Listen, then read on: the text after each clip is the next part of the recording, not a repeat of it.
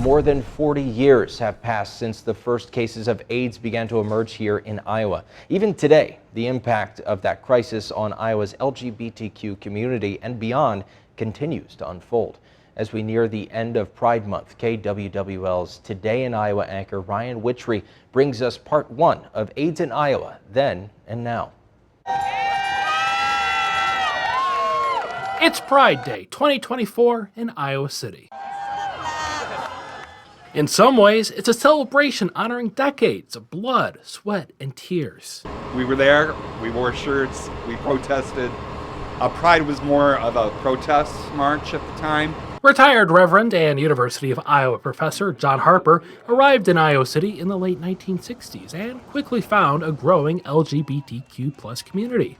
I think it's important to remember that people who could not pass for straight really were the pioneers. Now doctors say they've pinpointed the virus believed to cause. However, by the early 1980s, things started to change. Return to life in the fast lane.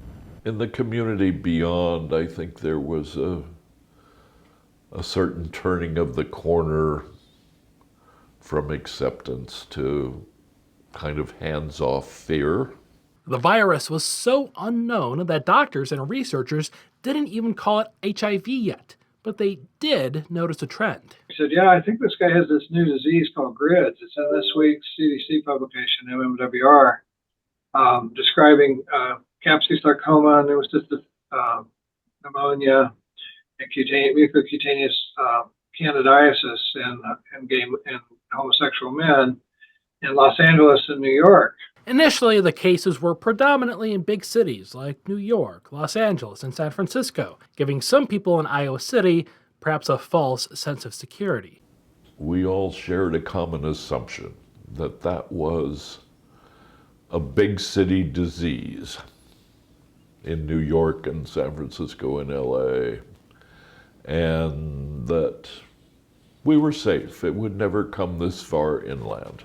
Of course, HIV did come to Iowa by 1983. John Harper says the virus took a vicious path once it took hold here in the Hawkeye State. Oh my God, I remember so many people who were diagnosed and went right on to death within, as I said, a year, sometimes even less than a year. It was just automatic.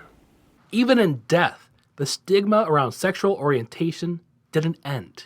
A lot of people kind of just died and were shoved away. And, I had a friend who died, and he's from Ankeny, and his family was not very accepting and went to the funeral service, and they kind of just pushed his gay part under the cover. Tammy Hott and her fiance were preparing for marriage and Tammy's 25th birthday when they both received unsettling news.